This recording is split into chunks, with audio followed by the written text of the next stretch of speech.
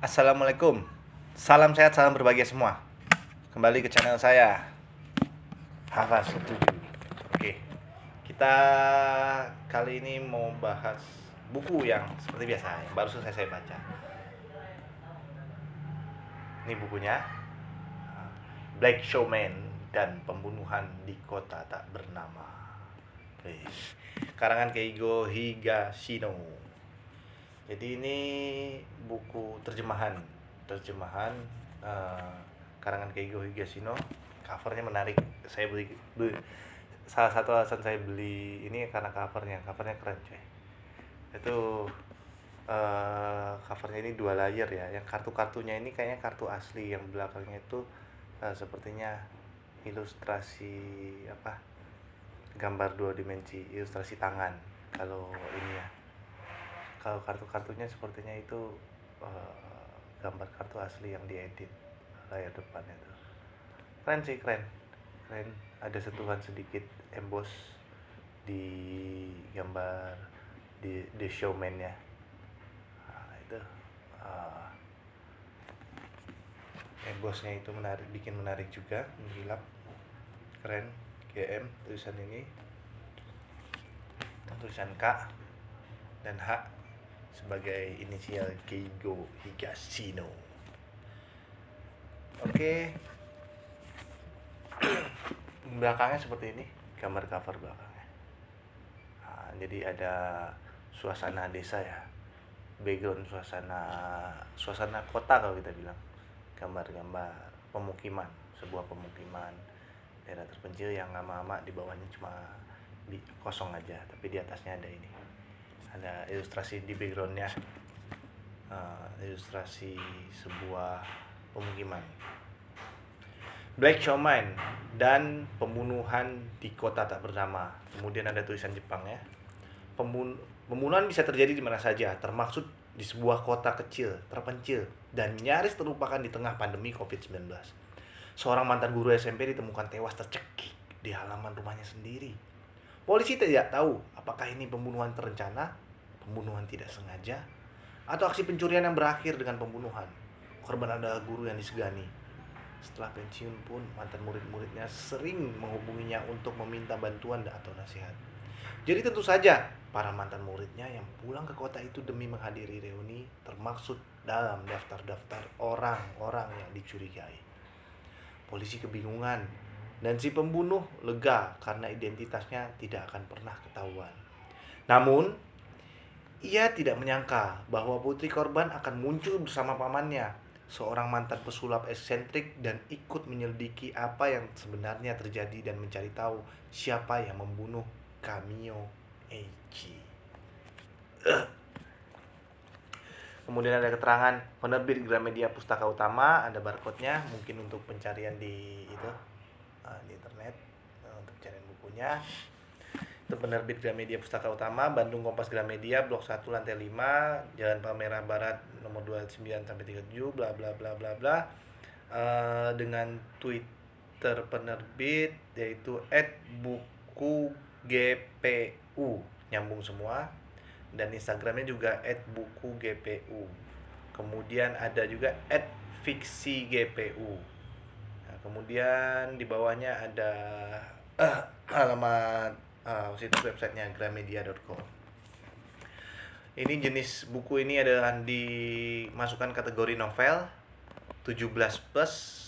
Jadi ini untuk bacaan, Gramedia menetapkan untuk dibaca teman-teman yang usianya di atas 17 tahun. Kemudian ada barcode ISBN dan ISBN digitalnya, dan ada keterangan harganya. Lanjut.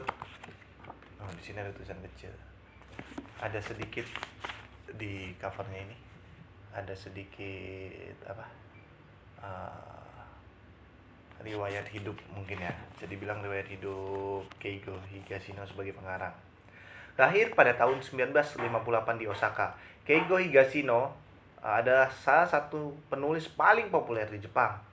Setelah mendapat gelar dalam bidang teknik dari Universitas Prefektur Osaka, ia bekerja di perusahaan komponen otomotif sambil terus menulis di sela-sela waktunya. Ia memulai debutnya sebagai penulis pada tahun 1985. Saat mendapat penghargaan Edogawa Rampo untuk Hokago, dengan kesuksesan ini, ia mulai serius menulis dan menghasilkan karya-karya bestseller di tahun-tahun berikutnya. Oke, kemudian ada cover keduanya seperti ini bentuknya. Seperti biasa ada peringatan tentang sanksi pasal 113 dan Undang-Undang 28 2014 dan identitas buku. Nah, ini identitas bukunya Black Showman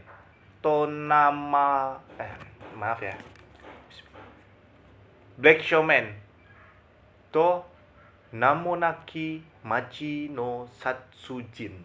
Mohon maaf kalau salah cara bacanya. By Higashino Keigo. Copyright at 2020 by Keigo Higashino. Indonesian translation rights arranged with Kobunsa Co. Ltd. Through Japan UNI Agency Incorporation. Black Showman dan Pembunuhan di Kota Tak Bernama oleh Keigo Higashino. Nomor ISBN, kemudian hak cipta terjemahan Indonesia Gramedia Pustaka Utama. Alih bahasa Milka Ivana. Sekali lagi saya selalu berterima kasih kepada ahli bahasa Indonesia yang mampu mengangkat, mampu bukan sekedar menerjemahkan tapi menginterpretasikan novel-novel luar negeri ke dalam novel Indonesia dengan gaya Indonesia dan bahasa-bahasa yang bisa diterima banyak kalangan. Terima kasih pada semua ahli bahasa.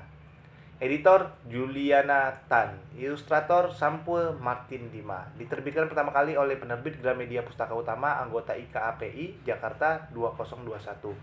Cetakan kedua Februari 2022. Jadi buku ini buku cetakan kedua. Buku cetakan kedua dicetak bulan Februari 2022. www.gpu.id. Hak cipta dilindungi oleh undang-undang, dilarang mengutip dan memperbanyak sebagian atau seluruh isi buku tanpa izin tertulis dari penerbit. ISBN digital, ISBN biasa. Ini tebalnya setebal 520 halaman dan kurang lebih 20 cm. Jadi novel ini 520 halaman. Dicetak oleh Gramedia, isi di luar tanggung jawab percetakan. Ada quote pembuka sebelum masuk ke novelnya. Kurasa orang-orang di negara manapun sama-sama sedang mengalami masa sulit. Tidak terkecuali para tokoh yang muncul dalam karya ini, yang telah menciptakan suatu kisah yang luar biasa menarik seraya memerangi corona. Jadi novel ini ditulis di masa pandemi ya. Nah, itu tadi identitas bukunya tentang Black Showman dan sedikit cerita di belakang. Mungkin kalau setelah saya membaca, kalau teman-teman sahabat-sahabat suka yang namanya membaca novel drama, suka nonton siaran-siaran televisi, drama-drama, sinetron-sinetron televisi di Indonesia, kayaknya cocok untuk baca ini. Kayaknya relate untuk baca ini. Sangat relate.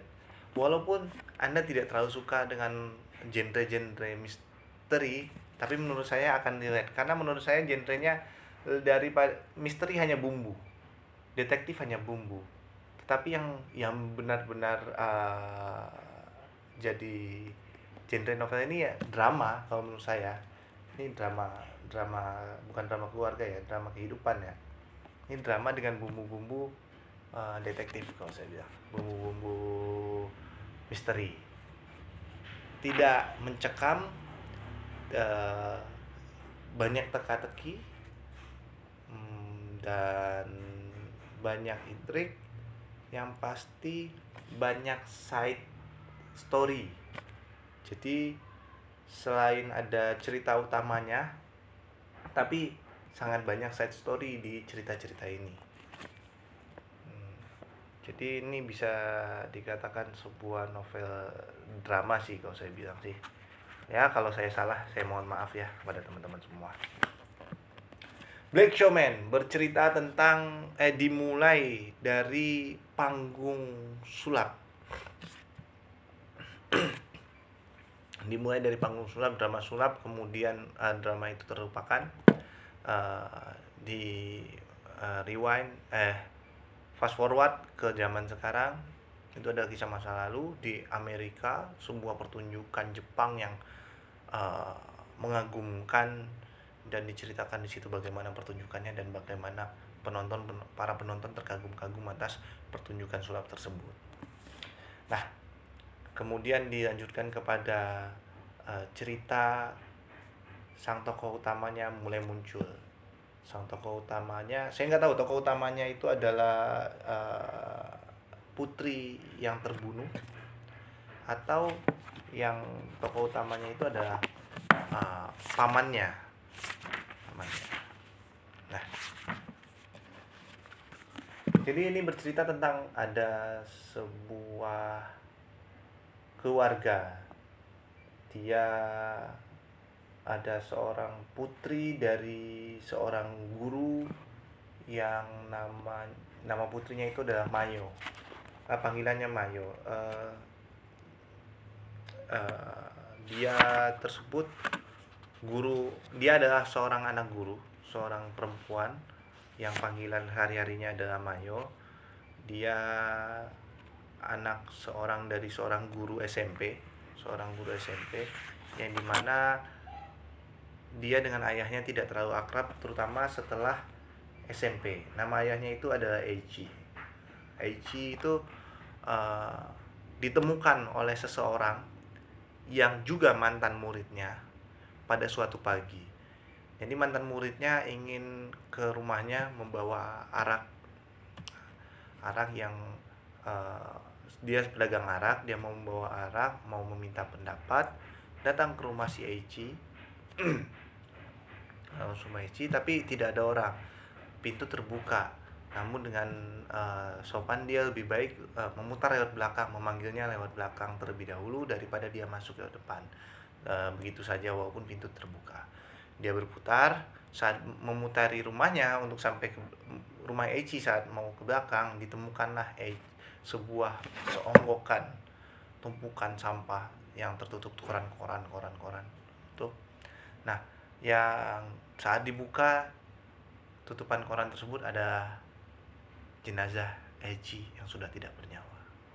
Nah, di situ misteri dimulai. Mayo dihubungi oleh polisi, kembali ke desanya, dan di desa itu terlalu banyak drama, sangat banyak drama. Dia diceritakan oleh polisi keadaannya, dan saat sedang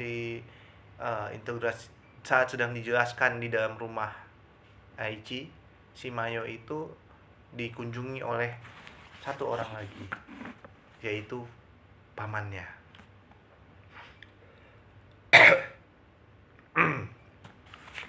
Pamannya Mayo itu adalah adik dari Eiichi, sang korban. Beliau bernama Takeshi kalau nggak salah ya. Ya, namanya adalah Takeshi.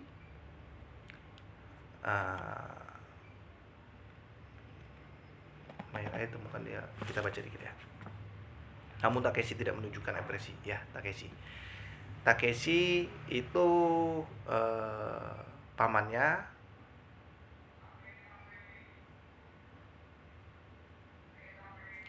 Pamannya itu adalah pesulap yang terkenal, yang di adegan bab pertama itu adalah orang yang melakukan sulap yang dikagumi orang-orang tersebut. Tapi sudah lama tidak melakukan sulap lagi di Amerika, pulang ke pulang ke Jepang. Dia pulang ke Jepang dan dia membangun sebuah bar di wilayah sebuah lokasi di Ebisu. Nah, dan dia sudah lama tidak dikenali orang, terutama di Jepang. Di Jepang tidak terlalu mengenal beliau sebagai seorang pesulap. Namun kemampuan dia, pelajaran-pelajaran dia tentang sulap, dalam hal ini kita bisa ngomong, kalau kita referensinya dengan ke Master Deddy Corbuzier itu dia juga memiliki kemampuan sebagai seorang mentalis yang banyak trik psikologi untuk mempelajari orang, mengetahui orang, tanda-tanda mikro microsign ya, yang gerakan-gerakan mikro di dalam muka, mimik wajah untuk melihat kebenaran, untuk melihat dan memahami seseorang, menggiring seseorang. Dia adalah seorang mentalis juga. Nah, setelah bertemu dengan polisi, mereka tidak diizinkan untuk tinggal di TKP, di rumah sang ayah, sang Eiichi. Dan mereka tinggal di sebuah hotel yang sama. Mayo dan Takeshi menyewa dua kamar di sebuah hotel di desa tersebut. Awalnya Mayo tidak terlalu ambil pikir dan percaya kepada polisi untuk menangani kasus itu. Tetapi Takeshi tidak percaya bahwa polisi mau bekerja sama dan mengungkapkan banyak hal yang misterius. Bahkan polisi bila telah menemukan pelakunya tidak akan menceritakan tidak akan menceritakan banyak hal kepada mereka. Mereka hanya menunjukkan ini pelakunya. Karena pengalaman Takeshi seperti itu dan asumsi Takeshi seperti itu, dan Takeshi lebih penasaran dan sangat penasaran kepada kasus tersebut. Jadi Takeshi bukan memanipulasi ya, membuat Mayo bercerita, mengobrol dengan Mayo dan membuat Mayo ingin bersama-sama Takeshi mengungkap juga, selain hanya menunggu kerja polisi selesai, tapi dia mengungkap juga. Nah, dari situlah mereka banyak menyusun cara, trik-trik sulap dan mentalisnya Takeshi ditunjukkan. Bagaimana Takeshi bisa mengambil handphone seorang polisi tanpa diketahui dan membuka handphone tersebut, mengetahui informasi-informasi polisi tanpa polisi tersebut sadar bahwa informasi itu didapat dari polisi itu sendiri. Memanipulasi pembicaraan, mengobrol, mengetahui arah obrolan, menebak, mengasumsikan, dan membuat sebuah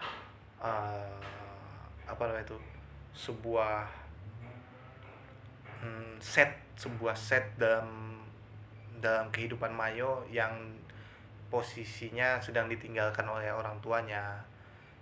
Mereka menjalankan beberapa trik untuk mendapatkan rekaman-rekaman pada saat upacara pelepasan dan ada dua upacara, upacara pelepasan dan pemakaman. Ya, upacara pelepasan dan pemakaman atau pembakaran untuk ayahnya, sehingga di saat itu diset beberapa kamera untuk melihat siapakah yang datang, apakah mereka terlibat, dan mendapatkan list dan mempunyai list tersangka sendiri yang dicocokkan dengan list tersangka polisi yang dicuri oleh kemampuan hebatnya Takeshi. Nah, sampai akhirnya menggunakan momen reuni yang sudah direncanakan oleh sahabat-sahabatnya Mayo untuk reuni SMP, digunakan sebagai panggung dramanya untuk mengungkap siapa yang sebenarnya membunuh ayahnya Mayo, guru mereka. Banyak tersangka-tersangka yang muncul, banyak drama-drama yang tidak disangka muncul.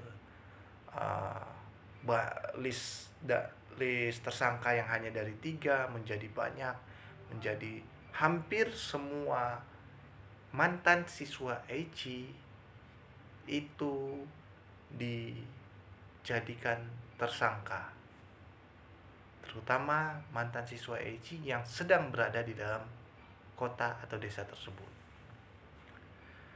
Terlalu banyak trik, tidak terlalu membingungkan, tapi di sela-sela munculnya tersangka baru, ada cerita-cerita drama, side story lagi tentang perceraian, tentang orang yang menyembunyikan ketidakakuran, tentang bagaimana seorang wanita berbisnis, tapi juga berbisnis dengan tubuhnya agar mendapatkan bisnis tersebut. Bagaimana drama percintaan segitiga, drama percintaan tidak terbalas, bagaimana ada pertarungan bisnis yang besar yang diganyang-ganyang dan dimajukan hanya untuk kemajuan desa. Bagaimana drama tentang masalah tulisan-tulisan teman-teman terdahulu di SMP menjadi sebuah karya yang dipajang dan dihormati oleh Eiichi. Bagaimana drama Shimayo sendiri yang menghadapi kematian ayahnya di saat dia akan bertunangan, namun suasana tidak mengenakan datang dan dia harus memutuskan apakah tunangan tersebut dibatalkan, pernikahannya harus diundur, atau dijalankan terus. Nah, jadi side story-nya sangat banyak di dalam novel ini. Sampai akhirnya drama terakhir ada pengungkapan semua drama tersebut pada panggung reuni. Dan di panggung reuni itu pelaku yang sebenarnya terungkap. Dan semua side story tadi menjadi alat bantu untuk mengasumsikan dan menemukan siapa pelakunya oleh Takeshi. Nah, ini novel yang ya drama banget sih, tapi novel yang bikin kita mau baca terus-menerus. Saya juga orang yang membaca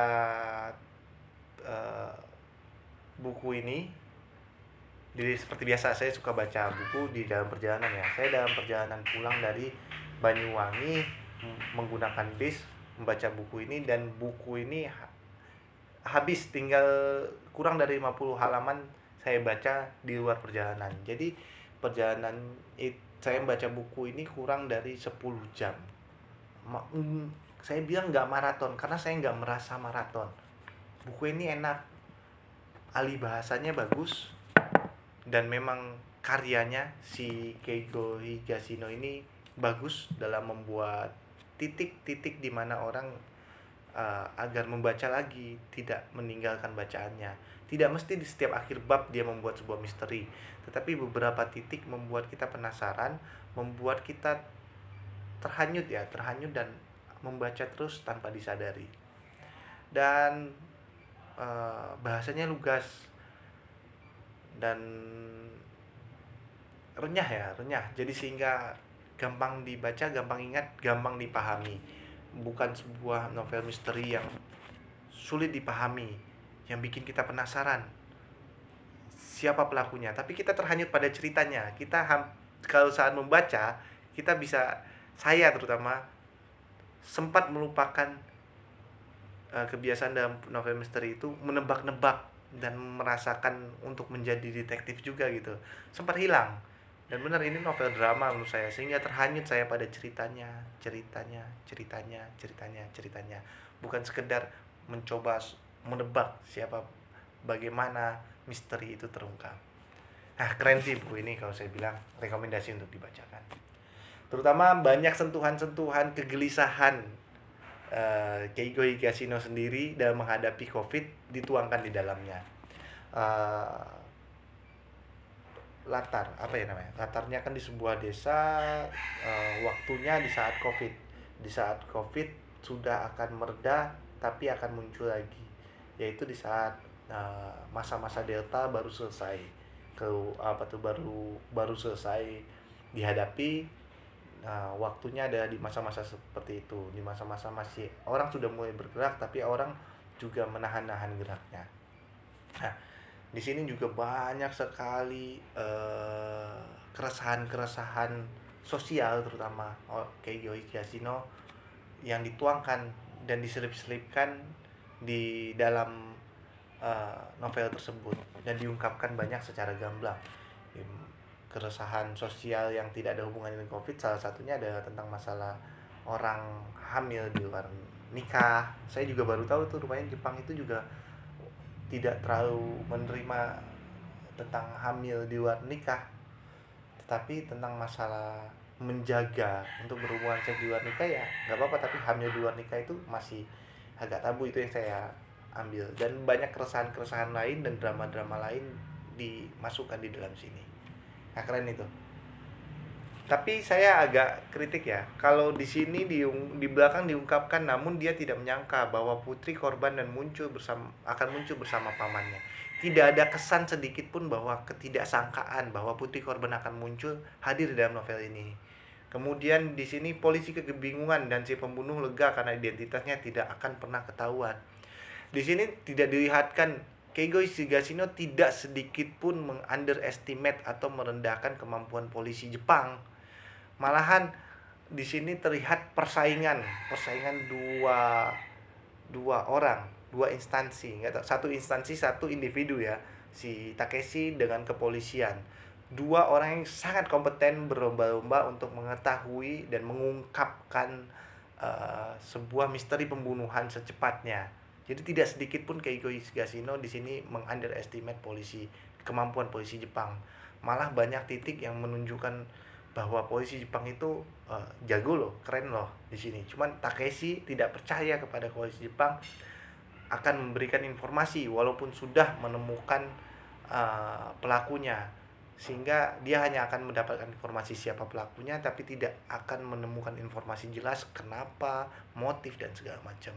Hal itu yang men-trigger Takeshi untuk mencari lebih cepat daripada polisi. Nah, dan di akhir ditutup dengan kerjasama Takeshi dengan polisinya seperti biasa. Banyak agak klasik sih, dimana mengungkapkan dan ada orang lari dan ditangkap oleh polisi tersebut. Ya sedikit klasik, tapi tidak sedikit pun Keigo Higashino underestimate kepolisian di dalam sini. Keren sih, kalau saya bilang. Ini cocok untuk bacaan di saat Bapak Ibu dalam perjalanan karena tidak dipaksa untuk maraton, tidak ada penasaran berlebihan, tidak ada adrenalin yang berlebihan muncul. Beberapa titik ada adrenalin yang dipacu, tapi tidak dipaksa untuk dipacu terus, sehingga membacanya rileks, renyah. Oke, untuk teman-teman yang tidak terlalu suka novel misteri, suka novel drama, boleh baca ini.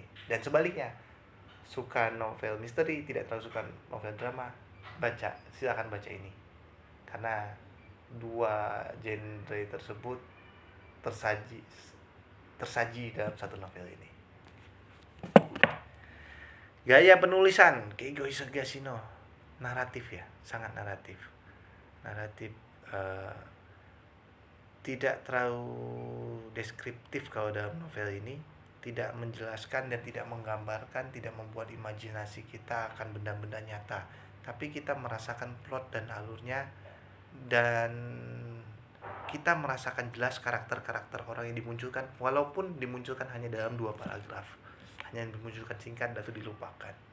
Kita memahami narasi-narasinya karena ceritanya sangat lekat pada kehidupan sehari-hari juga, sehingga kita sangat mudah untuk memahaminya. Ya ada beberapa titik yang mungkin kita bilang agak berlebihan, tapi di dalam novel misteri, di dalam novel detektif, hal yang berlebihan seperti yang disajikan oleh Keigo masih dalam kategori wajar, belum berlebihan. Banyak novel-novel lain, cerita-cerita detektif lain yang lebih berlebihan daripada ini. Jadi ini renyah 17+. Mungkin 13+ sudah bisa baca ini kalau saya ya, karena tidak ada hal-hal yang terlalu tabu untuk dibahas dengan umur 13+ kalau menurut saya. Ya tidak tahu, tapi di sini 17+, jadi 13+ nggak usah coba.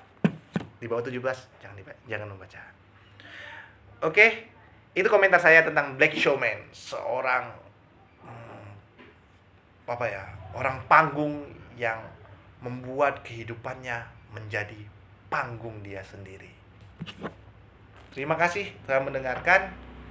Jangan beli bajakan, lebih baik minjem kalau nggak punya duit. Atau membeli second, itu lebih baik daripada membeli bajakan. Jangan beli bajakan, silakan cari di toko-toko buku terdekat, terutama di Gramedia karena dia penerbitnya. Terima kasih telah mendengarkan, terima kasih telah menyimak.